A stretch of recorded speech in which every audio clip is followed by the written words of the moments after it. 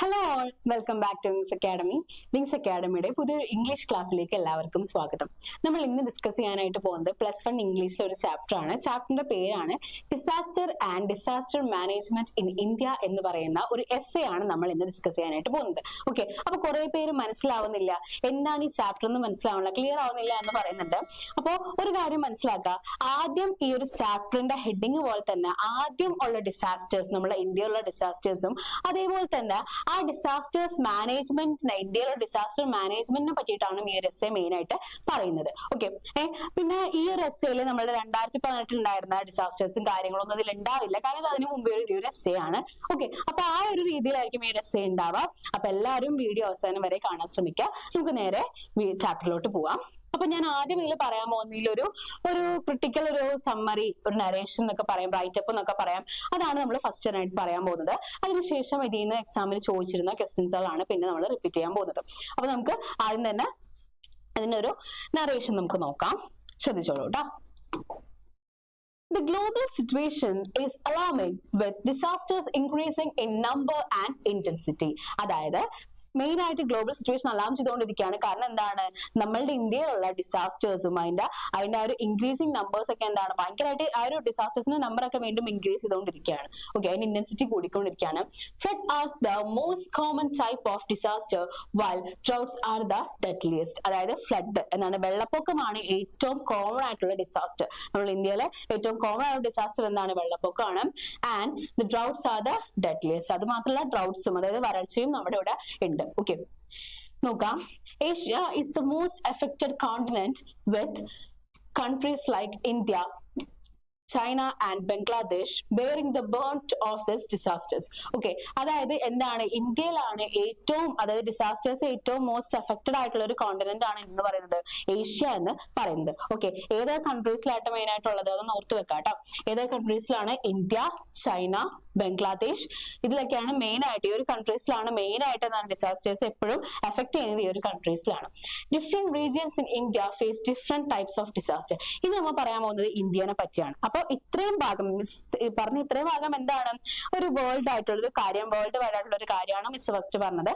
അതിനുശേഷം ഇനി പറയാൻ പോകുന്നത് ഇന്ത്യനെ പറ്റിയാണ്. നോക്കാം. Different regions in India face different types of disasters. അതായത് നമ്മുടെ ഇന്ത്യയിലെ പല പല റീജിയൻസിലും പല പല ഡിസാസ്റ്റേഴ്സ് ആണ് അനുഭവപ്പെടുന്നത്. ഓരോ റീജിയൻസ് വെച്ച് നോക്കാം. The north is prone to flood, landslides and earthquakes, while the east and northeast experience heavy floods and cyclones and earthquake. അതായത് നോർത്ത് ഭാഗത്ത് മെയിൻ ആയിട്ട് അനുഭവപ്പെടുന്ന എന്താണ്, ഫ്ലഡ്, അതേപോലെ തന്നെ ലാൻഡ് സ്ലൈഡ് ആൻഡ് earthquake ആണ് മെയിൻ ആയിട്ട് അനുഭവപ്പെടുന്നത്. ഈസ്റ്റ് സൈഡിലോട്ടും വെസ്റ്റ് സൈഡിലും നോർത്ത് ഈസ്റ്റ് സൈഡിലോട്ടും പോകുമ്പോൾ എന്തൊക്കെയാണ്, ഫ്ലഡ്, സൈക്ലോൺസ് ആൻഡ് earthquake ആണ് മെയിൻ ആയിട്ട് അനുഭവപ്പെടുന്നത്. ഇനി ബാക്കി നോക്കാം. The west is vulnerable to droughts, cyclones and earthquakes, and the south and coastal areas are susceptible to cyclones, tsunamis and sea erosion. Okay, അപ്പൊ എന്താ പറയുന്നത്, വെസ്റ്റിൽ മെയിൻ ആയിട്ടുള്ളത് എന്താണ്, ഡ്രൗട്ട്സ്, വരൾച്ചയാണുള്ളത്. പിന്നെ സൈക്ലോൺസും അതേപോലെ തന്നെ എന്താണ്, എർത്ത്ക്വേക്സും ആണ്. And the south and coastal areas are susceptible. അത് സസെപ്റ്റിബിൾ എന്ന് വെച്ചാൽ മീനിങ് വെച്ചിട്ടുള്ള സാധ്യതയുള്ളത് എന്നാണ് കേട്ടോ. ഓക്കെ, അപ്പൊ സൗത്ത് ആൻഡ് കോസ്റ്റൽ ഏരിയാസ്, അതായത് എന്താണ്, കോസ്റ്റൽ ഏരിയാസിൽ എന്താണ്, ഇത് കടലിനോട് ചേർന്ന് നിൽക്കുന്ന ആ ഒരു ടൈപ്പ് ഓഫ് ഏരിയ, അവിടെ കൂടുതലായിട്ട് കാണുന്നത് എന്താണ്, സൈക്ലോൺസ്, അതേപോലെ തന്നെ സുനാമീസ് ആൻഡ് സീ ഇറോഷൻ ആണ് കാണുന്നത്. Okay, some major disasters that have hit India in recent years. അതായത് ഇന്ത്യയിൽ റീസെന്റ് ആയിട്ട് വന്ന മേജർ ഡിസാസ്റ്റേഴ്സിനെ പറ്റിയാണ് ഇനി പറയുന്നത്. അപ്പൊ ഞാൻ പറഞ്ഞില്ലേ, ഓരോ ഘട്ടമായിട്ടാണ് പറയുന്നത്. ഫസ്റ്റ് ഇതിൽ എന്താ പറയുന്നത്, ഏഷ്യയിലുള്ള കാര്യമാണ് പറഞ്ഞത്. പിന്നെ പറഞ്ഞത് ഇന്ത്യയിൽ ഏതൊക്കെ റീജിയൻസിൽ ഏതൊക്കെ ഡിസാസ്റ്റേഴ്സ് ആണെന്നാണ് പറഞ്ഞത്. ഇനി പറയാൻ പോകുന്നത് എന്താണ്, ഇന്ത്യയിൽ റീസെന്റ് ആയിട്ടുണ്ടായിരുന്ന ഡിസാസ്റ്റേഴ്സ് ഏതൊക്കെയായിരുന്നു എന്നാണ്. ഇത് ഓർത്ത് വെക്കണം കേട്ടോ. ഓക്കെ, ഏതൊക്കെയാണ് നോക്കാം. include Gujarat earthquake in 2001. അത് 2001 ഉണ്ടായിരുന്ന ഗുജറാത്ത് earthquake ആണ് ഫസ്റ്റ് പറയുന്നത്. സുനാമി in 2004 ഉണ്ടായിരുന്ന സുനാമിനെ പറ്റിയാണ് പിന്നെ പറയുന്നത്. Mumbai Gujarat floods in 2005. 2005 ഉണ്ടായിരുന്ന മുംബൈ ഗുജറാത്ത് ഫ്ലഡ്സ് ആണ് പിന്നെ പറയുന്നത്. Uttarakhand flash floods in 2013. Flash flood എന്താണെന്ന് അറിയോ, പെട്ടെന്ന് വെള്ളം കയറിയാണ് എന്ന് പറയാം, ഫ്ലാഷ് ഫ്ലഡ് എന്ന് പറയാം കേട്ടോ. And cyclone in feline in 2013. ഇത്രയാണ് റീസെന്റ് ആയിട്ട്. അപ്പൊ ഞാൻ നേരത്തെ പറഞ്ഞു, നമ്മൾ 2018 ആ ഒരു ഇതിലൊക്കെ മുമ്പ് എഴുതിയതായതുകൊണ്ട് തന്നെ എന്തുണ്ടാവില്ല, നമ്മളുടെ ഫ്ലഡും കാര്യങ്ങളൊന്നും ഇതിലുണ്ടാവില്ല. ഓക്കെ, നോക്കാം. These disasters have caused immense damage, destruction and loss of life and have had a devastating impact on the affected communities. അതായത് ഈ ഒരു ഡിസാസ്റ്റേഴ്സ് എന്നാണ് പലതരത്തിലുള്ള ഡാമേജസ് ഉണ്ടാക്കിയിട്ടുണ്ട്, ഡിസ്ട്രക്ഷനും ഡാമേജിനും ഒക്കെ കാരണമായിട്ടുണ്ട്. കുറെ പേരെ ജീവിതം ഇത് കാരണം പോയിട്ടുണ്ട്, അത് കുറെ പേരെ ലൈഫ് ഇല്ലാതായിട്ടുണ്ട്. അതേപോലെ തന്നെ and have had devastating impact on the affected community. പല പല കമ്മ്യൂണിറ്റീസിലും എന്താണ് പല പല എന്താണ് എഫക്ട്സ് ഈ ഒരു എന്താണ് ഡിസാസ്റ്റേഴ്സ് കാരണം ഉണ്ടായിട്ടുണ്ട്. ഓക്കെ, ഇനി ബാക്കി നോക്കാം. The impact of disasters is far reaching. ഇനി പറയാൻ പോകുന്നത് ഒരു ഡിസാസ്റ്റർ വരുമ്പോൾ അതിന് ഉണ്ടാവുന്ന ഇമ്പാക്റ്റിനെ പറ്റിയാണ് ഇനി പറയാൻ പോകുന്നത്. നമ്മൾ ഓരോ ഘട്ടം ഘട്ടമായിട്ടാണ് പറയുന്നത്, ഇനി ഇമ്പാക്റ്റിനെ പറ്റിയാണ് പറയാൻ പോകുന്നത്. നോക്കാം. Far reaching with the break down of communication. Communication ഇല്ലാതാവും, ഒരു ഡിസാസ്റ്റർ വരുമ്പോൾ മെയിൻ കമ്മ്യൂണിക്കേഷൻ ഇല്ലാതാവും. Power, water and transport system. എന്തൊക്കെയാണ് ഇല്ലാതാവുന്നത്? പവർ ഇല്ലാതാവും, കറണ്ട് ഇല്ലാതാവും, വാട്ടർ വെള്ളം ഉണ്ടാവില്ല, അതേപോലെ തന്നെ ട്രാൻസ്പോർട്ട് സിസ്റ്റം, അതേപോലെ തന്നെ പല കാര്യങ്ങളും ഇല്ലാതാവും. Hospitals are often overloaded and people suffer from psychological trauma. അതായത് ഹോസ്പിറ്റലിലോട്ടൊക്കെ പോയിട്ടുണ്ടെങ്കിൽ ഭയങ്കര ഓവർലോഡ്, കുറെ അധികം ആൾക്കാരുണ്ടാവും. ഡിസാസ്റ്റർ കഴിഞ്ഞൊരു ഹോസ്പിറ്റലിലോട്ട് ചെല്ലുമ്പോൾ അവിടെ കുറെ അധികം ആൾക്കാരുണ്ടാവും.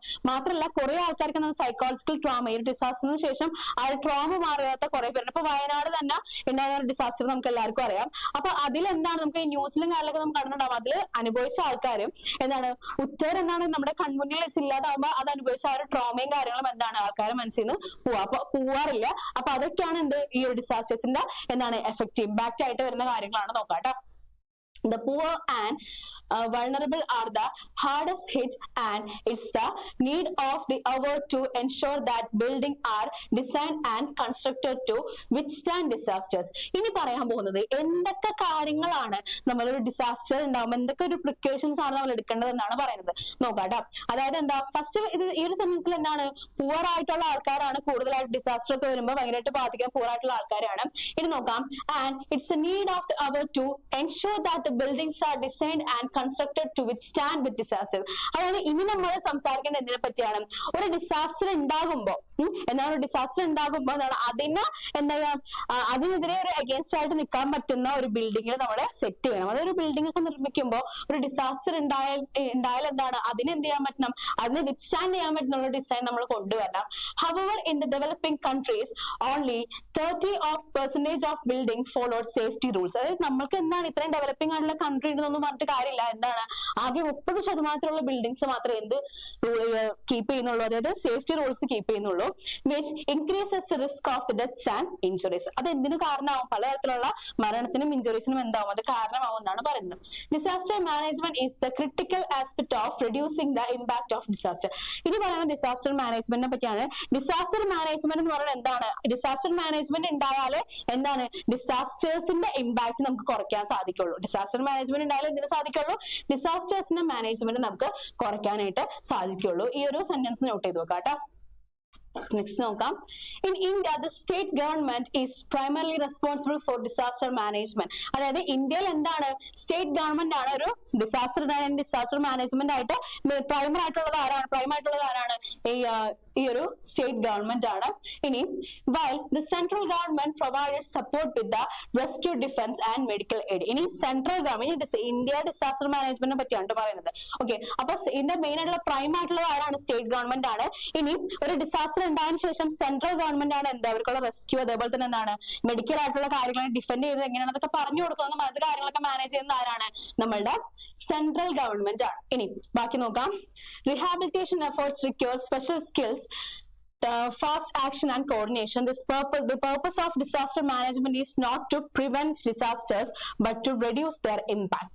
അപ്പോ ഡിസാസ്റ്റർ മാനേജ്മെന്റിന്റെ പേർപ്പസ് എന്ന് പറയുന്നത് ഓർത്തുവെക്കാം. ഡിസാസ്റ്റർ മാനേജ്മെന്റിന്റെ പേർപ്പസ് എന്ന് പറയുന്നത് എന്താണ്? പ്രിവെന്റ് ഡിസാസ്റ്റേഴ്സിനെ പ്രിവെന്റ് ചെയ്യുക എന്നുള്ളതല്ല. ഡിസാസ്റ്റേഴ്സിനെ പ്രിവെന്റ് ചെയ്യുക എന്നുള്ളതല്ല. എന്താണ് മെയിൻ പേർപ്പസ്? എന്താണ്? Reduce there impact. ഒരു ഡിസാസ്റ്റർ ഉണ്ടാകുമ്പോൾ അതിന്റെ ഇമ്പാക്ട് റെഡ്യൂസ് ചെയ്യുക എന്നുള്ളതാണ് ഇതിന്റെ മെയിൻ ആയിട്ടുള്ള പേർപ്പസ് എന്ന് പറയുന്നത്.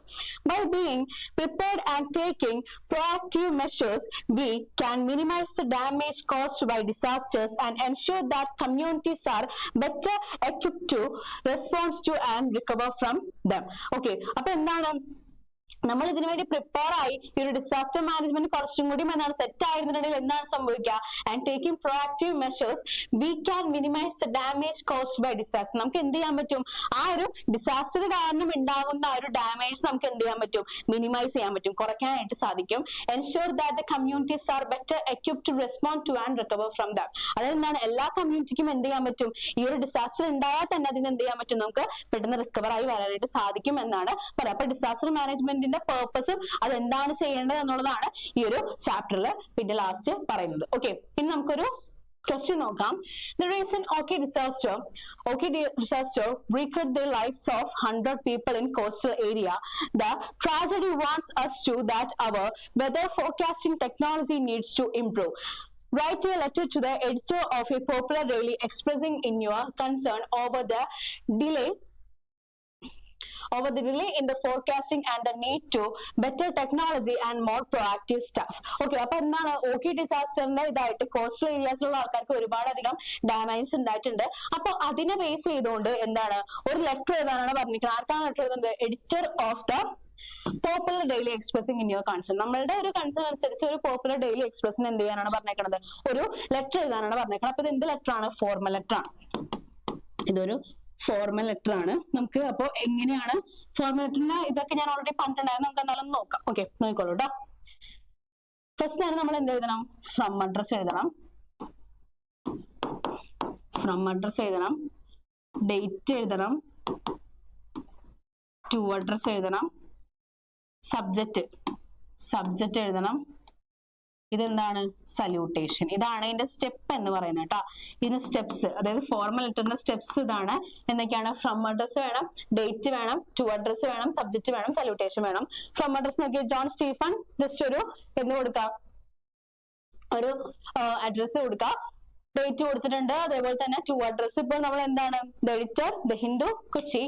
Subject, the Ockhi disaster. നോക്കാം. Dear sir, recent Oki disaster had caused a lot of damage and suffering to the people living among the coastal areas of the Kerala. അപ്പൊ എന്താണ് ഈ ഇടെ ഉണ്ടായിരുന്ന ആ ഒരു ഓഗി ഡിസാസ്റ്റർ എന്താണ് പലതരത്തിലുള്ള എന്താണ് ഡാമേജസ് ആർക്ക് ഉണ്ടാക്കിയിട്ടുണ്ട്, കോസ്റ്റൽ ഏരിയയിൽ താമസിക്കുന്ന ഫാമിലീസിനും പലതരത്തിലുള്ള ആൾക്കാർക്കും എന്തുണ്ടാക്കിയിട്ടുണ്ട്, ഈ ഒരു ഡാമേജ് ഉണ്ടാക്കിയിട്ടുണ്ട്. The tragedy highlights the need for us to improve our weather forecasting technology. അതായത് ഇത് മെയിൻ ആയിട്ട് പറയുന്നത് എന്താണ്, വെതർ ഫോർകാസ്റ്റിംഗ് ടെക്നോളജി ഒന്നും കൂടി എന്താവണം, ഇംപ്രൂവ് ആവണം, ഡെവലപ്ഡ് ആവണം എന്നാണ് ഈ ഒരു ട്രാജഡി മെയിൻ ആയിട്ട് ഹൈലൈറ്റ് ചെയ്യുന്നത്. അവർ meteorological team wasn't able to predict the changes in the weather accurately, which meant that people didn't get warned about the danger on time. അപ്പൊ എന്താണ്, മെട്രോളജിക്കൽ ടീമിന് എന്താണ് കറക്റ്റ് ആയിട്ട് ആ ഒരു വെതറിന്റെ ഇത് ഫോക്കസ് ചെയ്യാൻ കിട്ടുന്നില്ല എന്ന് പറയുമ്പോഴും അത് എന്തിന് കാരണമല്ല, which meant that people didn't get the warned about danger. അത് ഒരിക്കലും എന്ത് ചെയ്യാൻ പറ്റില്ല, നമുക്ക് ആ ഒരു കാരണം എന്ത് ചെയ്യാൻ പറ്റില്ല, ആൾക്കാർക്ക് ഈ ഒരു വാണിംഗ്, വെതറിനെ പറ്റിയുള്ള വാണിംഗ് കൊടുക്കാൻ പറ്റില്ല എന്ന് പറയാൻ പറ്റില്ല എന്നാണ് പറയുന്നത്.